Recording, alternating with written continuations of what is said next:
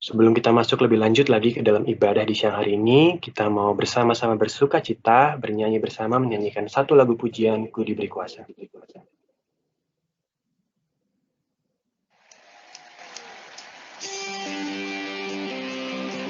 tepuk tangan.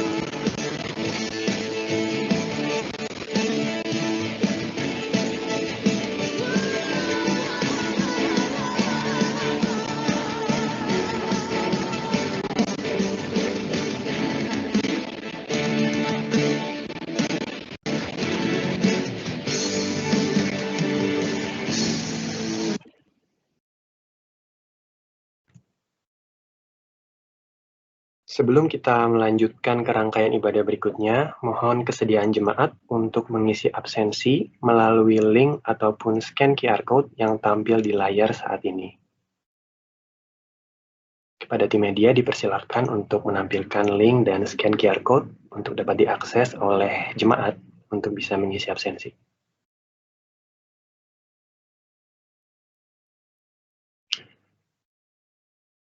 Selanjutnya, bagi jemaat yang memiliki kerinduan untuk mempersembahkan yang terbaik untuk Tuhan, persembahan dapat disampaikan via transfer ke rekening Badan Koordinasi Umat Kristen PT Pertamina melalui rekening mandiri yang tertampil juga di layar.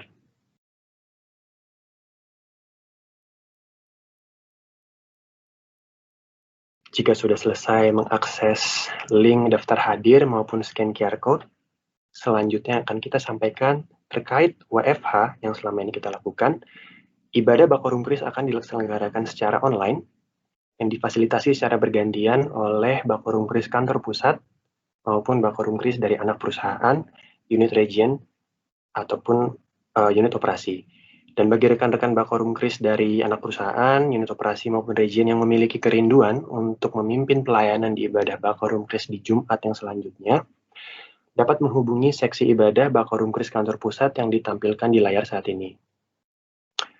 Selain itu, kami juga mengundang Bapak Ibu, baik dari pekerja maupun mitra kerja, beserta anggota keluarga untuk dapat membuat suatu video cover lagu pujian dan mengirimkannya kepada seksi ibadah Bakorum Kris Pertamina seperti yang tertampil di layar. Nanti akan kita pilih dan akan kita tampilkan di ibadah selanjutnya sebagai kesaksian pujian. Yang terakhir, untuk diakonia dari Diakonia Bakorum Kris PT Pertamina, kami juga mengajak jemaat yang memiliki kerinduan untuk berbagi dan membantu saudara kita yang ada di berbagai daerah yang terkena musibah bencana alam, baik itu gempa bumi, banjir, dan lain sebagainya, untuk dapat disampaikan bantuannya via transfer ke rekening Bank Mandiri Bakorum Kris Peduli. Jadi berbeda dengan yang persembahan tadi ya Bapak Ibu, dapat disampaikan melalui transfer ke rekening Bank Mandiri Bakorum Kris Peduli, seperti yang ditampilkan di layar saat ini.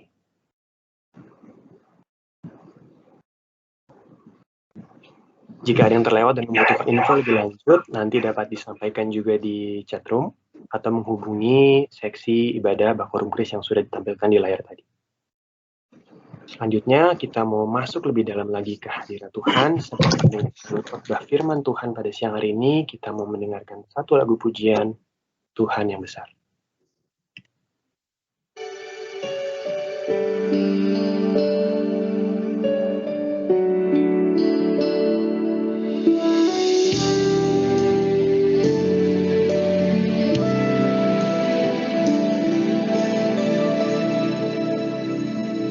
Ku hidup karena percaya Kau yang berjanji setia, pengharapanku selalu ada di dalam-Mu. Ku tidak akan menyerah meski dalam kesesakan. Seluruh hidupku dalam genggaman-Mu.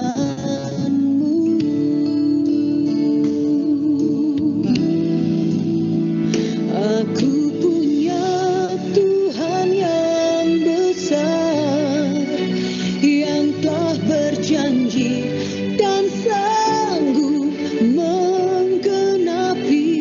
Imanku bersepakat percaya kuasa-Nya. Ku terima sekarang kemenangan dari-Mu.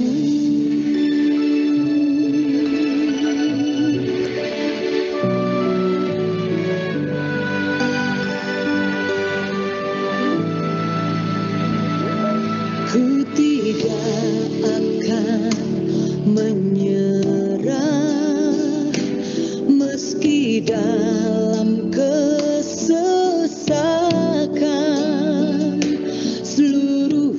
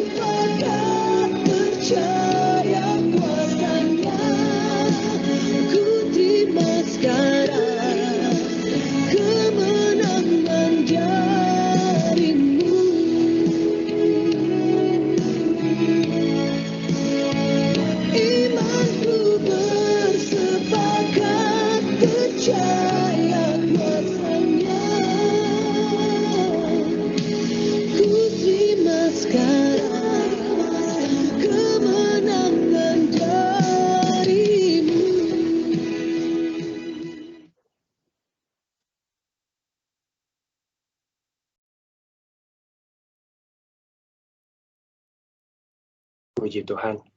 Sebelum mendengarkan kebenaran firman Tuhan, biar lebih akrab lagi kita mau berkenalan terlebih dahulu dengan pembicara pada siang hari ini, yaitu Bapak Frans Setia Huta Barat. Kepada tim media dipersilakan untuk menampilkan profil singkat dari Pak Frans. Nah, ini sudah bisa disaksikan di layar Bapak Frans Setia Huta Barat.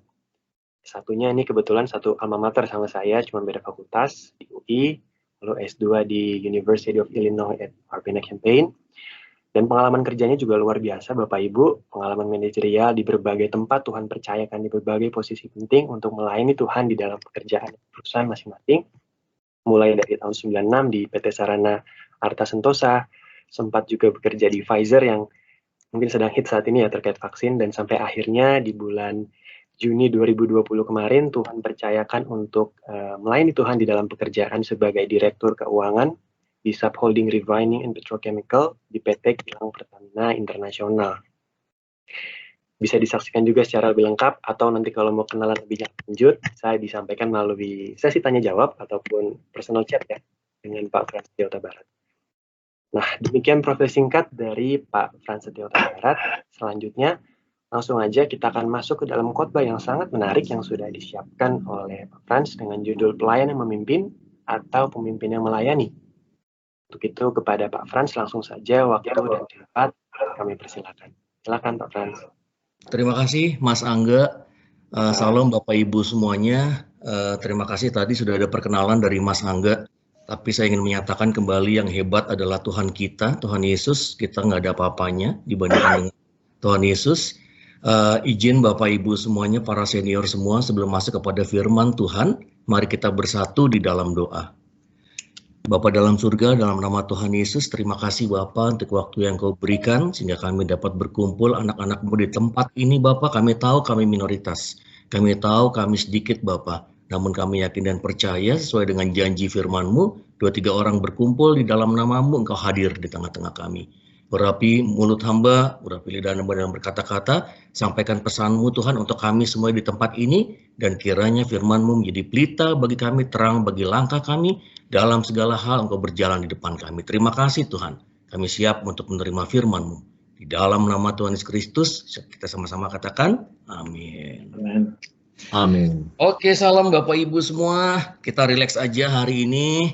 Saya mohon izin kepada para senior yang mungkin lebih jago, lebih keren dalam sharing firman, namun saya mencoba untuk men-sharingkan dengan topik pelayan yang memimpin atau pemimpin yang melayani. Oke, multimedia, mohon next slide. Sebagai dasar firman untuk sharing hari ini diambil dari Markus 10 ayat 42 sampai 45. Saya akan membacakan dan mohon Bapak Ibu semua juga bisa membaca di tempat masing-masing. 1, 2, 3. Tetapi Yesus memanggil mereka lalu berkata, kamu tahu bahwa mereka yang disebut pemerintah bangsa-bangsa memerintah rakyatnya dengan tangan besi, dan pembesar-pembesarnya menjalankan kuasanya dengan keras atas mereka. Tidaklah demikian di antara kamu. Barang siapa ingin menjadi besar di antara kamu, hendaklah ia menjadi pelayanmu. Dan barang siapa ingin menjadi yang terkemuka di antara kamu, hendaklah ia menjadi hamba untuk semuanya. Karena anak manusia juga datang bukan untuk dilayani, melainkan untuk melayani, dan untuk memberikan nyawanya menjadi tebusan bagi banyak orang. Next slide. Bapak Ibu yang terkasih semuanya, apakah kita menyadari bahwa kita adalah seorang pemimpin?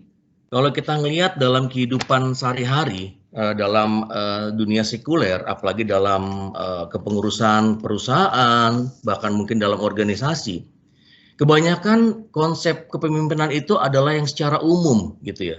Yang mana hal ini identik dengan kuasa atau power gitu ya. Pemimpin adalah seorang yang memiliki kuasa atau power, di mana kuasa itu didefinisikan sebagai kapasitas untuk mempengaruhi orang lain. Sumber kuasa yang kita lihat di sini itu adalah seperti posisi, jabatan, uang, fisik, senjata, kepakaran, informasi, dan lain-lain.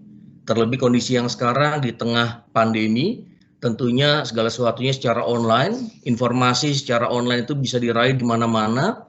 Bahkan juga orang yang mungkin kalau kita ngelihat akhir-akhir ini data-data dari Instagram, data-data dari WhatsApp itu juga menjadikan orang menjadi memiliki kuasa gitu ya. Spesifik mengenai uang. Kadang orang berpikir uang adalah segala-galanya. Jadi kita mesti ngelihat bahwa uang itu sebenarnya bukan segala-galanya ya Bapak Ibu semuanya. Walaupun kita tahu juga untuk kebutuhan pribadi kan, untuk kebutuhan sehari-hari segala-galanya butuh uang. Namun di sini kita tentunya berharap bahwa kita tidak masuk ke arah sana. Sebagai anak Tuhan kita masuk ke dalam porsi yang kedua yang di tengah-tengah. Bagaimana sih konsep kepemimpinan secara Kristen itu ya? Jadi yang pertama, Tuhan Yesus tidak meniadakan kuasa. Bahkan Tuhan Yesus sendiri mengatakan bahwa Tuhan Yesus adalah memiliki kuasa atas segala hal gitu ya. Bahkan Tuhan Yesus membongkar dan memperbaiki pengertian kuasa dan aplikasinya oleh seorang pemimpin gitu. Ajaran Kristen terhadap kepemimpinan itu Tuhan Yesus tidak berfokus pada kuasa seorang pemimpin, namun berfokus kepada kerendahan hati sebagai seorang pelayan. Nah, ini yang perlu kita camkan kembali, kita introspeksi dalam diri kita. Apakah kita memiliki kerendahan hati? Apakah kita memiliki hati sebagai seorang hamba yang bersedia untuk melayani gitu? Yang poin berikutnya adalah bahwa Tuhan Yesus memandang kerajaannya sebagai suatu komunitas individu yang melayani satu dengan lainnya. Kadang kerap kali kita berpikir gitu ya, sebagai kepala rumah tangga, sebagai pemimpin di dalam rumah, lingkup yang paling kecil, apakah kita mau melayani anak kita? Ataukah kita memaksa anak kita untuk melayani kita? Nah, ini juga mungkin yang kita bisa terapkan kembali di dalam lingkungan profesional kita di kantor. Apakah kita yang akan selalu minta dilayani, atau bisakah kita melayani mungkin level yang paling rendah gitu ya? Saya teringat dulu waktu masih kecil, orang tua saya selalu mengatakan bahwa kamu tidak boleh membedakan orang berdasarkan jabatan, tidak boleh membedakan berdasarkan posisi. Bahkan yang saya dapat waktu saya masih kecil, orang tua saya, papa saya mengajarkan untuk pada saat kita mungkin stop over di suatu daerah bersama pengemudi atau driver kita, pastikan bisa nggak kita makan satu meja dengan mereka.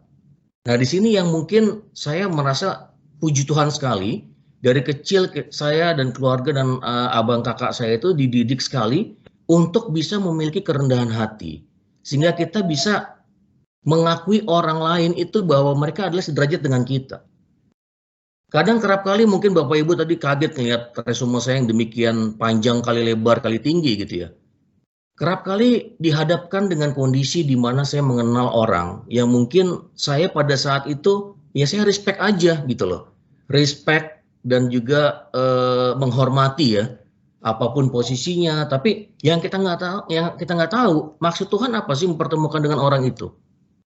Yang mungkin maksudnya nggak pada saat itu. Setelah mungkin 3, 4, 5 tahun atau mungkin lebih, bahwa tentunya ada sesuatu yang Tuhan inginkan.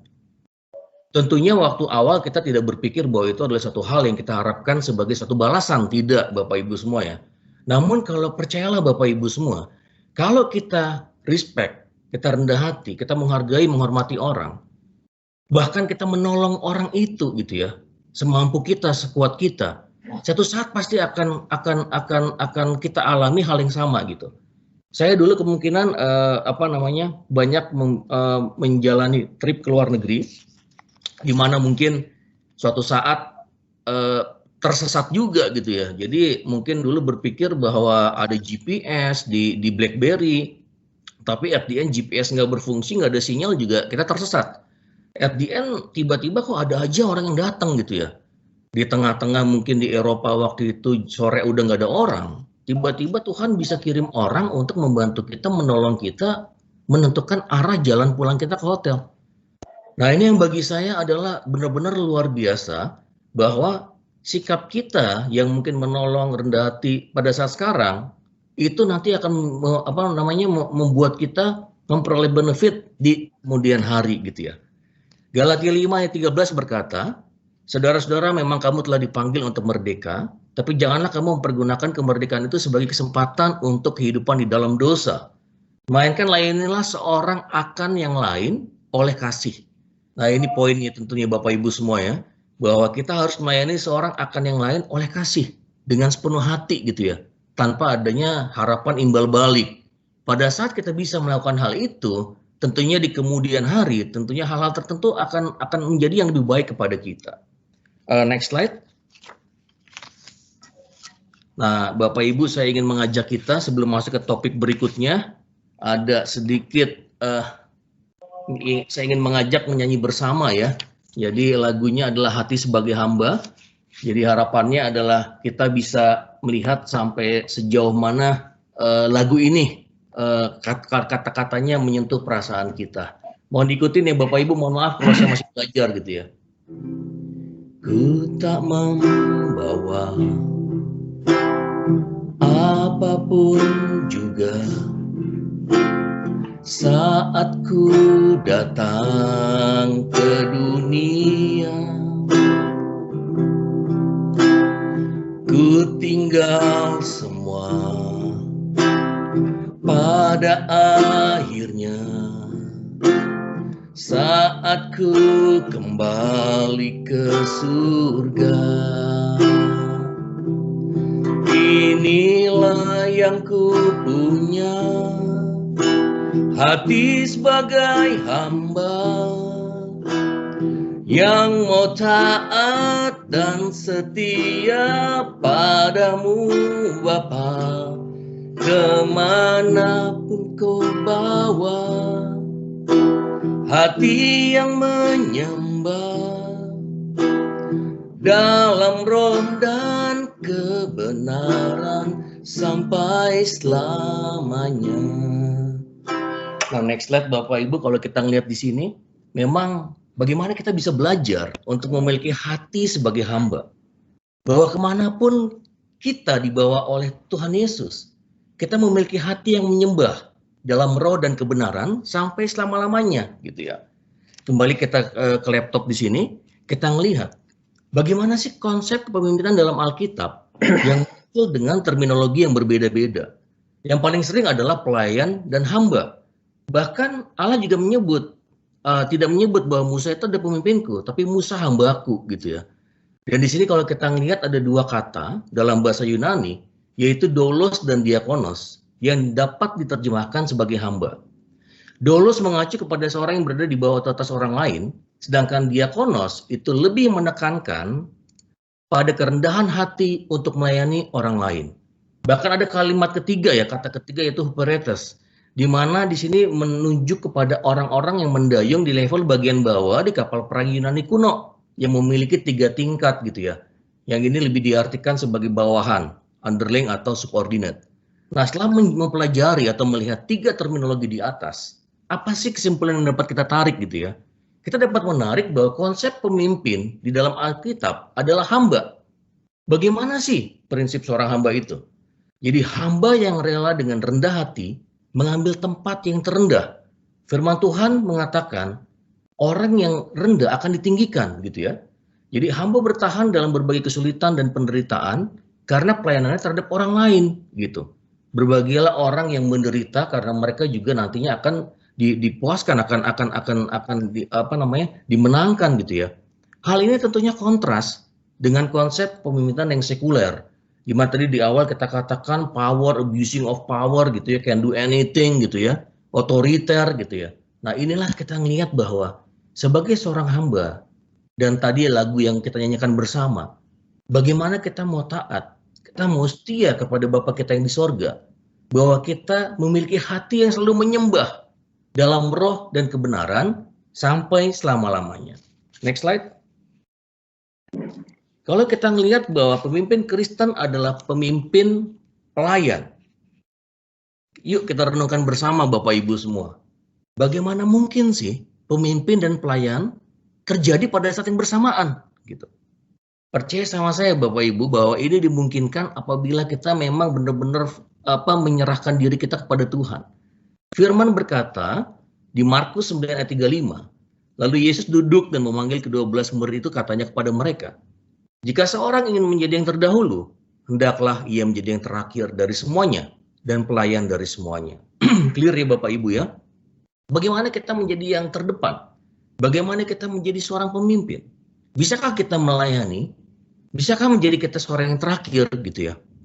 Yesus mengajarkan kepemimpinan yang sejati Bagi yang ingin di depan, haruslah menjadi paling belakang.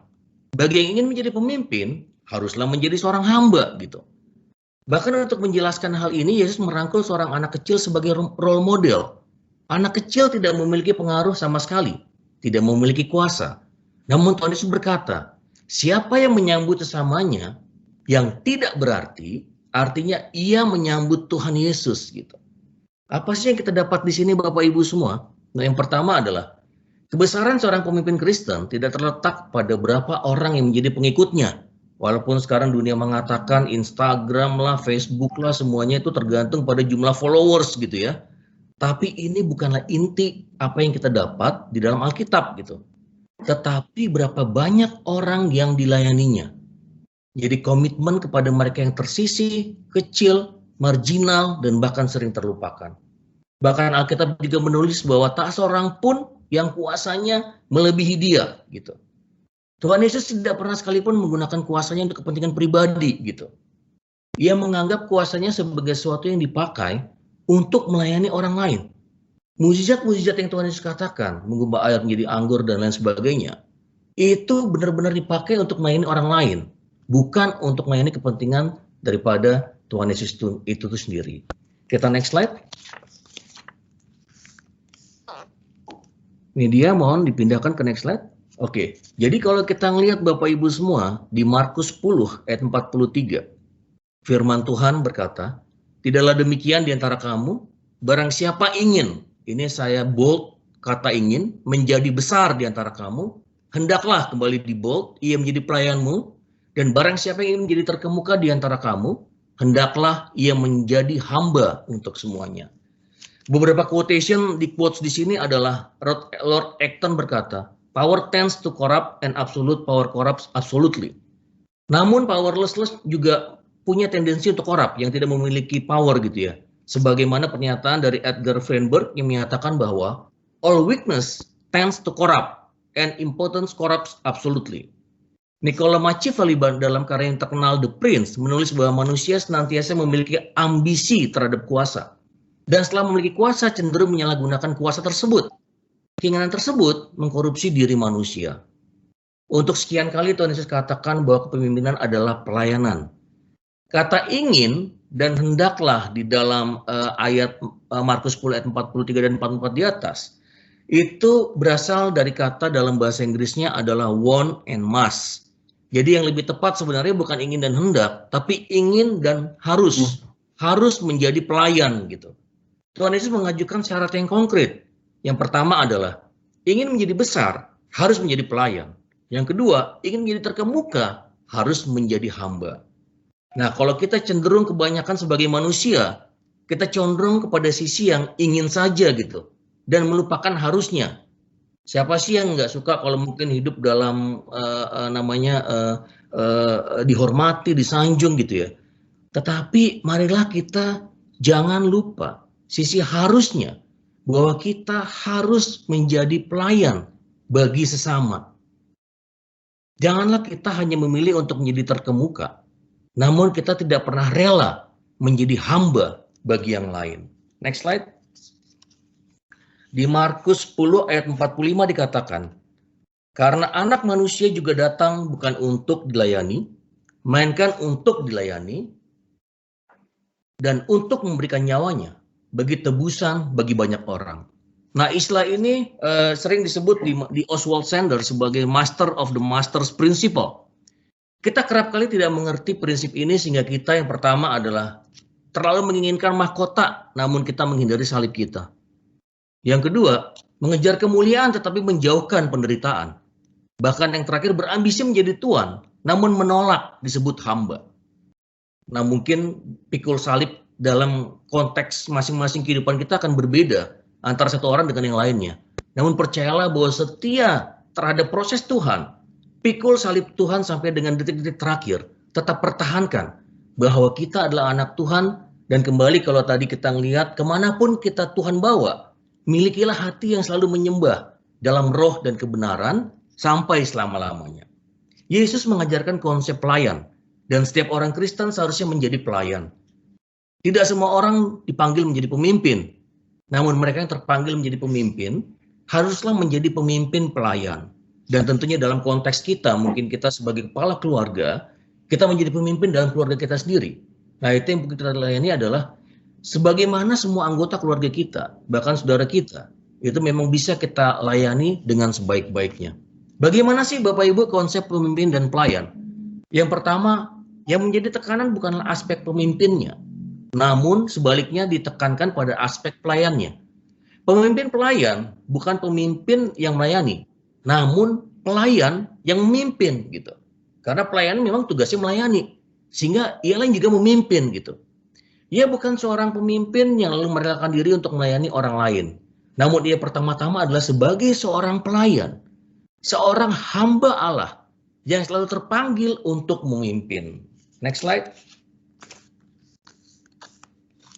Sebagai kesimpulan Bapak Ibu semuanya, setelah kita renungkan ayat-ayat di atas, ada beberapa kristalisasi pemikiran yang mengemuka. Yaitu yang pertama adalah memimpin adalah melayani, namun melayani saja belum tentu memimpin. Gitu. Yang kedua, yang tidak mau melayani sebenarnya tidak boleh dan tidak berhak untuk memimpin. Gitu. Berikutnya pemimpin adalah pelayan, namun pelayan belum tentu pemimpin. Yang terakhir, yang tidak rela menjadi pelayan tidak layak untuk menjadi pemimpin. Bagaimana dengan kita? Mari kita introspeksi diri kita supaya benar-benar kita bisa mengecamkan kita tidak larut dalam kondisi pandangan umum aspek duniawi sebagai seorang leadership, sebagai seorang leader, sebagai seorang pemimpin yang menjalankan konsep-konsep leadership. Tapi marilah kita menjalani konsep leadership Kristiani seperti yang Tuhan Yesus ajarkan kepada kita gitu. Kerap kali kita ingin menjadi yang terutama, kita ingin menjadi yang terkemuka, yang terdepan, yang terhebat, dan berbagai predikat superlatif lain. Ini wajar Bapak Ibu semua.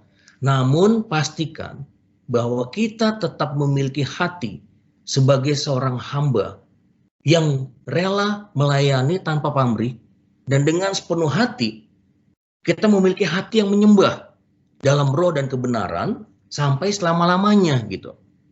Kiranya Tuhan Yesus menolong kita semua untuk melepaskan diri kita dari jerat kuasa keduniawian yang ingin mungkin menarik kita lebih dalam lagi kepada hal-hal yang secara sekuler itu berbeda dari apa yang kita dapat dari Tuhan Yesus.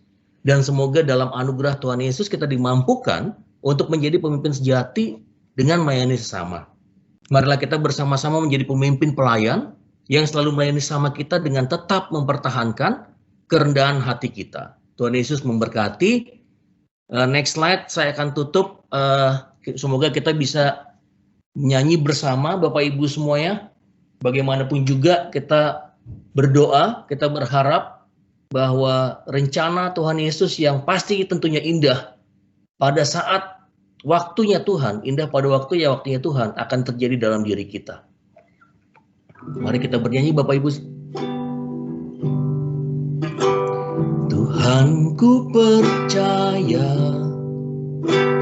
rencanamu indah, walau saat ini tak ku mengerti. Engkau telah berfirman, memberi masa depan, damai sejahtera, penuh harapan. Ku tahu rencanamu indah bagiku, ku tahu kehendakmu baik bagiku,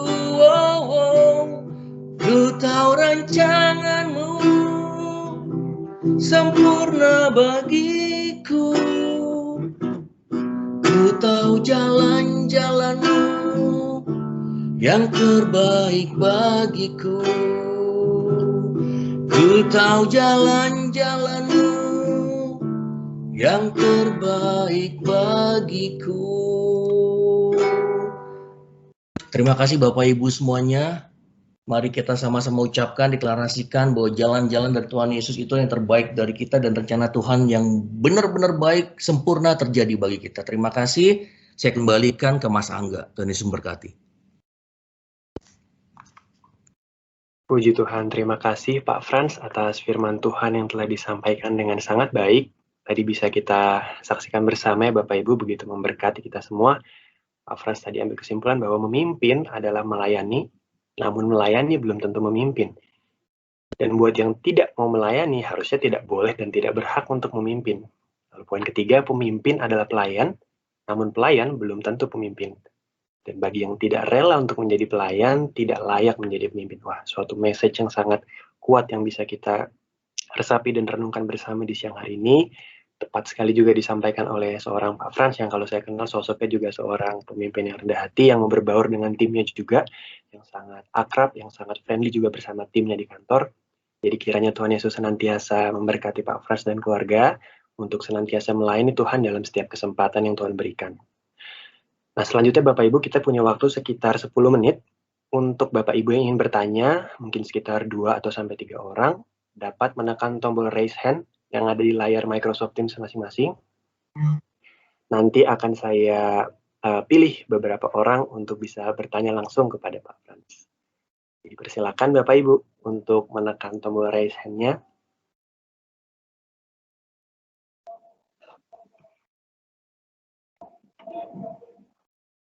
Oke, ada 1 orang. Sambil menunggu yang lain, kita langsung mulai dulu ya. Untuk yang pertama dengan Ibu Riri Siregar. Selamat siang Ibu Riri Siregar. Selamat siang, Kak Iya. Lia. Selamat Ya, siang, Iko. selamat. Selamat siang, Pak Huta Barat. Terima kasih atas sharing yang begitu bermanfaat buat kami siang hari ini. Saya hanya 1 pertanyaan aja. Manggil Ito boleh ya? Boleh Tok. Silakan Ito Riris, silakan. Jadi gini Tok, kadangkala kita dalam melayani tidak selalu mendapatkan respon yang baik di dalam, baik itu dalam organisasi ataupun dalam lingkungan kerja. Cuman terkadang apa yang kita lakukan hanya berprinsip seperti tadi Bapak sampaikan, kita penting melayani dengan tulus ikhlas seperti itu ya. Tapi kadang-kadang banyak sekali dalam pelayanan itu banyak sekali memang kita mengalami kendala. Ya, kendalanya adalah kadang-kadang kita tidak diterima dalam lingkungan atau diterima. Ya, bagaimanakah sebagai sikap seorang Kristiani yang baik Tok untuk menanggapi hal itu yang kadangkala di dalam pikiran kita sudah melakukan yang terbaik, tapi itu yang kadang-kadang saya pribadi menyikapinya selalu aku kan sudah melayani loh, aku sudah begini, tapi kadang-kadang mungkin apa yang kita pikirkan belum tentu orang berpikir sama dengan kita. Nah, bagaimanakah untuk menyikapi hal itu supaya memang pelayanan kita dapat diterima ataupun dapat secara universal itu benar-benar dapat tidak mengalami kendala. Mungkin ada tips and trick dari Pak Huta Barat yang memang adalah senior saya. Terima kasih. Terima kasih Ito Riris, pertanyaannya bagus sekali. Kalau saya pribadi nih Ito, takaran atau penilaian itu pada saat kita memang benar-benar niat secara tulus dan ikhlas melayani, itu yang bisa mengakui hanya Tuhan Yesus. Jadi apapun yang dunia katakan, jangan pernah membuat kita jadi berubah. Karena itu membuat kita itu semacam memaksa kita untuk berubah. Yang mana itu tidak lagi sesuai dengan firman Tuhan. Nah, itu intinya adalah memang proses-proses dalam kehidupan ini itu pasti akan banyak terjadi ya. Tuhan Yesus saja banyak ditolak di mana-mana. Firman mengatakan kalau waktu kita masuk ke tempat, kita nggak diterima, kita bisa meninggalkan tempat itu, kita kebaskan debu di dalam kaki kita gitu ya. Jadi tentunya adalah ya itu nggak perlu kita lakukan itu ya. Karena di dalam kehidupan kita sehari-hari, konsistensi kita pada saat kita itu tetap melayani, itu nanti at the end pasti akan diterima gitu. Cepat atau lambat, itu bagi saya itu adalah indah pada waktunya. Dan indah pada waktunya itu adalah waktunya yang Tuhan Yesus tentukan. Suatu saat kalau saya pribadi nih itu ya, banyak sekali mengalami hal-hal kok kayaknya tertolak atau bagaimana di suatu tempat gitu ya. Tetapi kalau kita memang bisa tetap konsisten untuk tetap melayani, menjaga kerendahan hati, sepenuh hati dalam bekerja gitu ya, at the end nanti biasanya begini tuh, kalau tadi resume saya kan banyak gitu ya, terkesan kalau sudah mungkin assignment dari Tuhan di satu sisi sudah selesai, kita mungkin tetap ditolak di daerah itu, di tempat itu nggak apa-apa. Tetapi begitu kita tidak ada, itu terang itu akan menjadi hilang. Dan orang akan merasa, wah ini kok jadi berubah ya? Oh ini kok jadi berbeda ya? Ternyata mungkin yang selama ini mereka matanya tertutup, baru terbuka pada saat kita sudah tidak melayani di tempat itu lagi gitu. Nah ini tentunya proses demi proses tetap harus kita jalani. Dan pada saat misi kita di satu tempat sudah selesai, kita harus siap menerima misi baru dari Tuhan Yesus yang mungkin akan jauh lebih berat dari misi yang pertama. Karena yakinlah bahwa apa yang Tuhan berikan itu sebenarnya untuk kembali mengembalikan kita ke dalam Tuhan gitu. Jadi jangan sampai kita terlena jadi kita hanyut. Ibarat kalau orang sering katakan bahwa yuk kita mengalir gitu ya. Yang mengalir kalau yang namanya terarah, terukur dan benar-benar tahu tujuannya ke arah mana, itu baru mengalir dengan Tuhan Yesus. Tapi kalau mengalir yang namanya ngambang, nggak jelas mau kemana, arahnya nggak tahu, wah itu namanya ngambang. Itu namanya bukan mengalir. Mungkin dari saya demikian, semoga membantu Ito Riris ya. Ya, terima kasih Ito. Ya. Terima kasih Ito Riris. Ya. Kembalikan ke Mas Angga. Terima kasih. Ya, terima kasih Ibu Riris atas pertanyaannya dan penjelasan yang sangat baik dari Pak Frans juga. Selanjutnya kita coba lihat waktunya dulu nih ya. Untuk yang kedua dulu tadi ada yang mengangkat tangan Pak Kristianus. Dipersilakan kepada Pak Kristianus.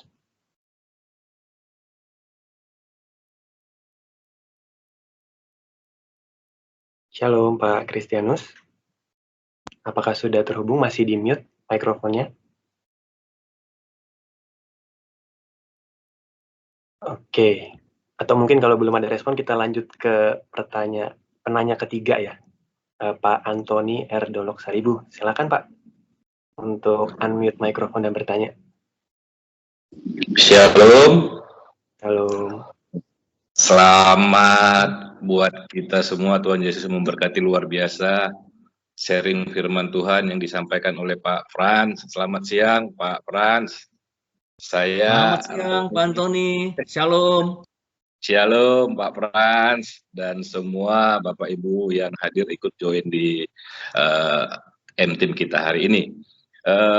Tadi sangat menarik itu penekanan tentang pemimpin adalah pelayan, tetapi pelayan belum tentu pemimpin. Kalau kita melihat secara simpel, mungkin butuh penjelasan lebih dalam lagi untuk memahami makna itu, Pak Frans. Bagaimana penjelasannya? Karena kalau saya melihat dari pesan yang sangat kuat itu, seperti ada bukan dilema, tetapi seperti ada kalau dibahasakan itu dia kontradiktif ya antara dua statement itu kalau kita mau gabungkan, sehingga untuk bisa memahami itu secara utuh dan jelas mungkin mohon penjelasannya itu Pak Frans seperti apa sehingga kita mantap yakin betul bahwa pemimpin adalah pelayan tetapi pelayan belum tentu pemimpin. Nah saya mau sedikit sharing. Sebenarnya yang paling bisa kita lihat lebih dalam adalah sebetulnya apa motivasi kita untuk melayani dan apa sebetulnya goal atau tujuan kita sebetulnya. Jadi kita ini adalah digerakkan oleh motivasi dan tujuan yang akan kita capai. Sehingga ketika kita mengalami dinamika dalam proses perjalanan itu, walaupun kita melihat itu suatu bukan kegagalan tetapi begitu banyak penderitaan, kita semakin dikuatkan. Sehingga indah sebenarnya ketika kita melihat yang ke depan itu belum jelas sebagai suatu misteri. Disitulah sebetulnya dibutuhkan endurance, ketahanan, ketaatan kita untuk terus bertahan dan memiliki tujuan yang jelas bahwa kita harus taat dan setia kepada Yesus Kristus Tuhan dan Juru Selamat kita.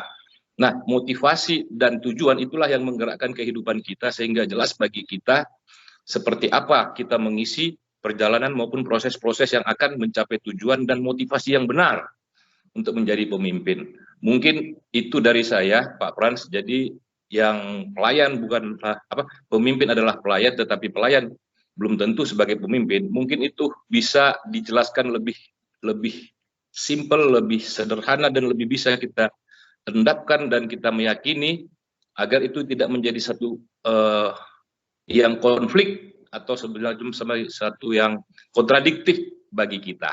Mungkin mohon itu penjelasan. Terima kasih Pak Frans, terima kasih Pak Mulia. Salam, Tuhan memberkati.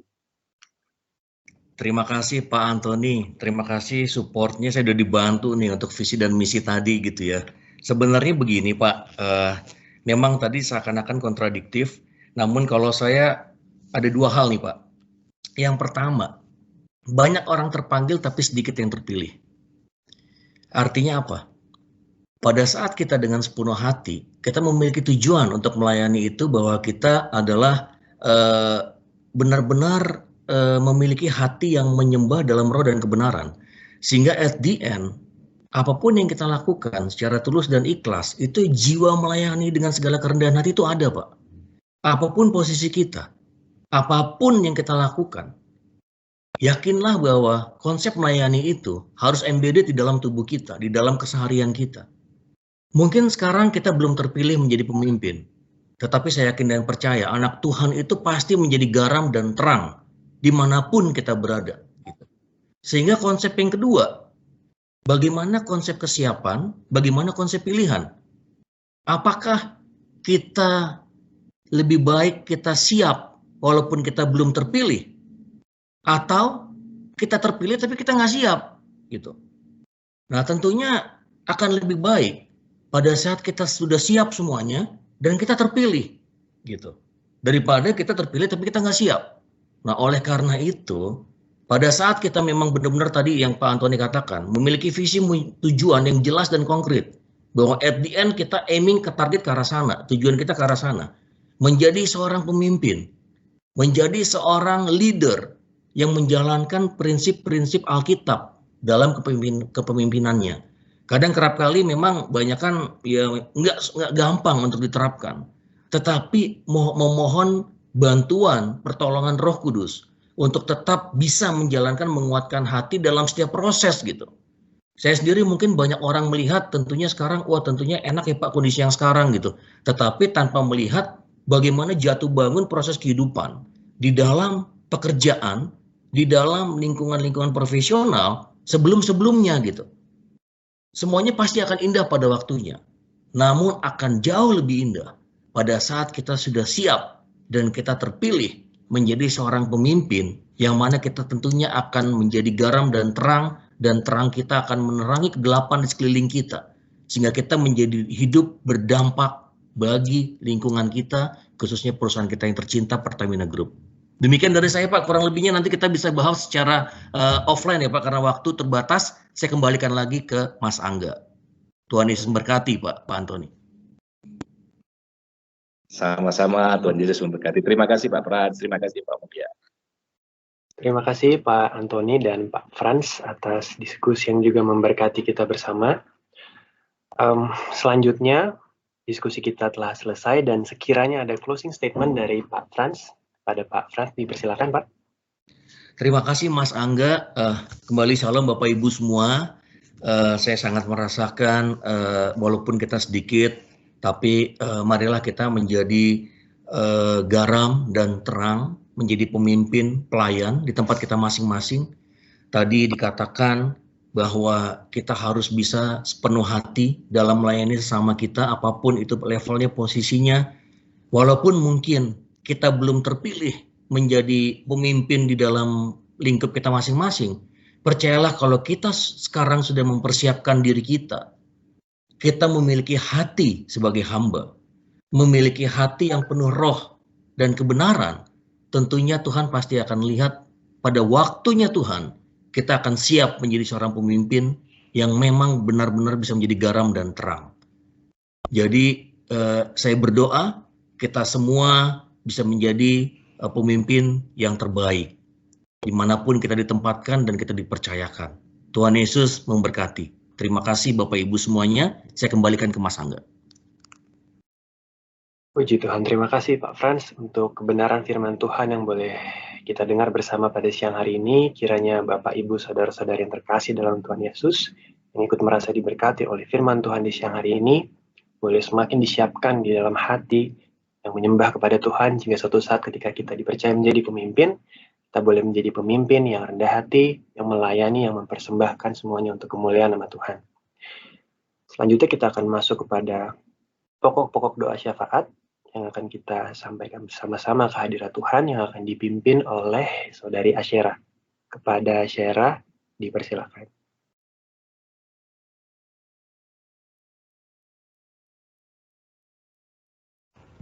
Shalom, selamat siang Bapak dan Ibu yang terkasih dalam Tuhan kita Yesus Kristus.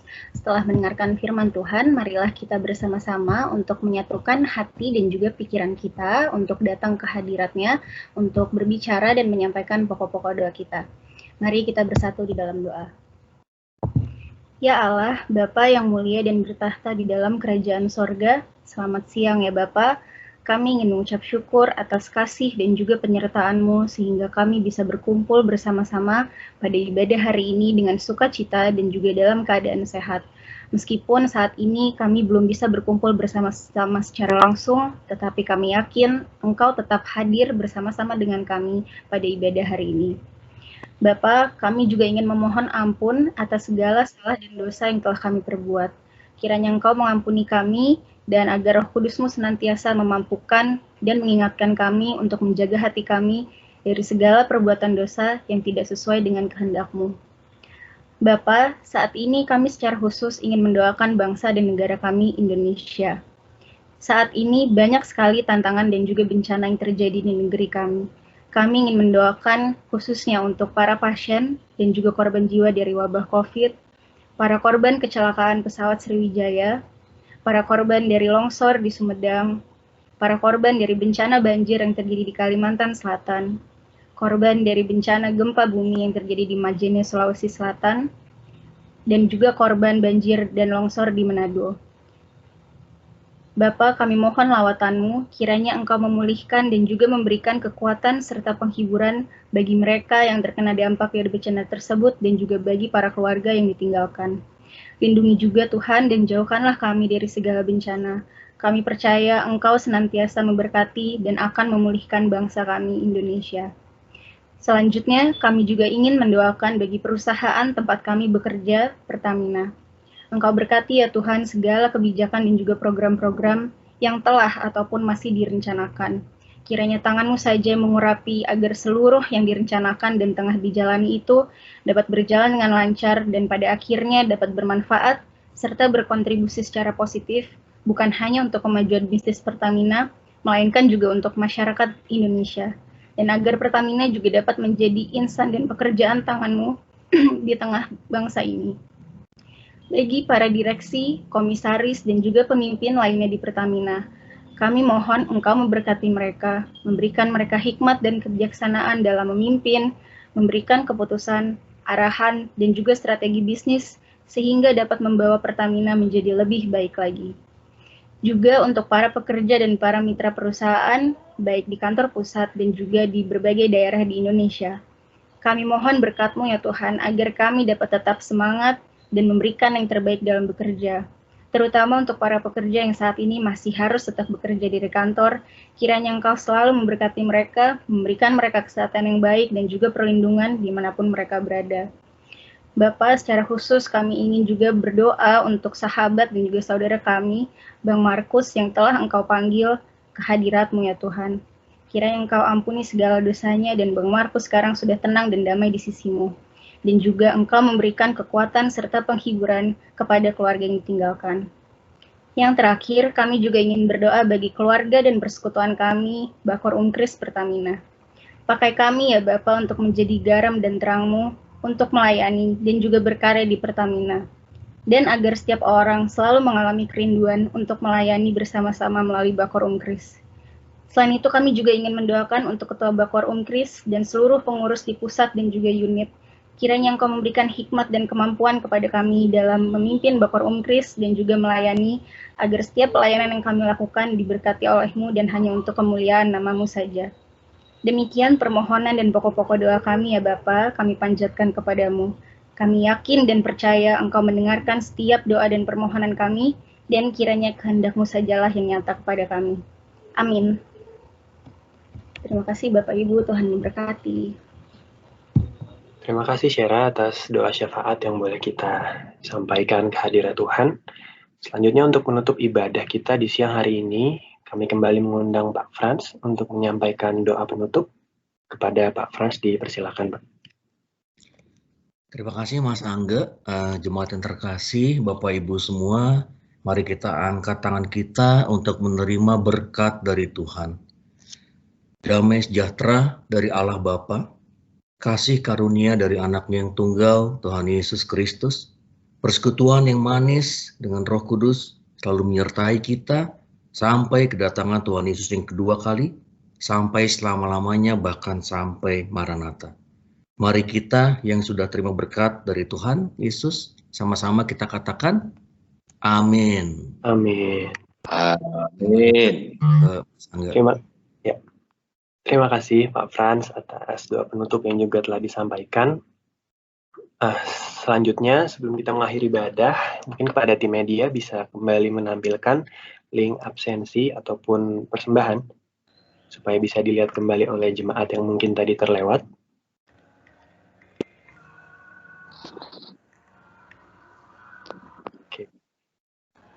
Jadi buat Bapak Ibu yang rindu untuk memberi persembahan dapat disampaikan via transfer ke rekening Mandiri Bakorum Kudus Pertamina. Dan buat Bapak Ibu yang belum mengisi absensi ibadah di siang hari ini dapat melakukan akses melalui scan QR Code yang ada di layar maupun akses link yang juga tertampil di layar.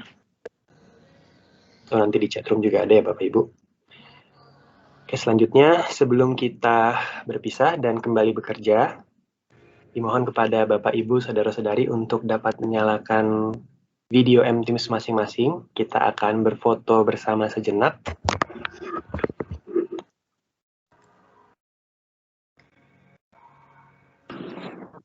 Halo Bapak Ibu yang ada di kantor pusat, yang ada di anak perusahaan. Halo. Halo. Di rumah, di kantor, semuanya shalom. Halo. Pak Frans, terima kasih pelayanannya, sangat memberkati. Sama-sama itu Erni. Halo Bu Erni. Hai, Antoni, di mana kau sekarang berada? Di Pelaju Ibu, datang dong dulu. Ingat plet ya? Iyalah, Pelaju cukup lah sana, udah 4 tahun udah cukup. Ya. Udah fotonya mana sih? Mas Angga gimana fotonya Mas Angga nih? Ya, nanti dibantu teman. Iya, Bapak Ibu. Mungkin masih ada yang mau menyalakan kameranya lagi? Masih ada waktu sekitar 7 detik, kita persilahkan. Tadi disebut-sebut Pak Mulia gitu, saya sampaikan siapa Pak Mulia? Ternyata Mulia Angga. Berni, apa kabar Berni? Baik, puji Tuhan. Maksudnya Angga. Mulia siapa Mulia? Oke Bapak Ibu, terima kasih yang sudah menyalakan video masing-masing. Bisa dibantu oleh Kak Yuli buat foto bersama. Kita senyum. 1, 2, 3.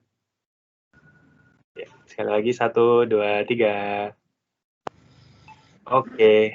Terima kasih Bapak Ibu. Terima kasih. Shalom. Terima kasih. Terima kasih. Kita Riris. Riris memberkati semua ya. Terima kasih Pak Prasetya, Pak Pram, terima kasih. Terima kasih Pak Frans, Bu Erni, Bapak Ibu. Bekerja kembali. Bekerja semuanya. Pak Antoni Pelaju. Terima kasih Pak Frans. Terima kasih semuanya. God bless. God bless you. Pak Baginda. Ya, bos. Indif. Baju person.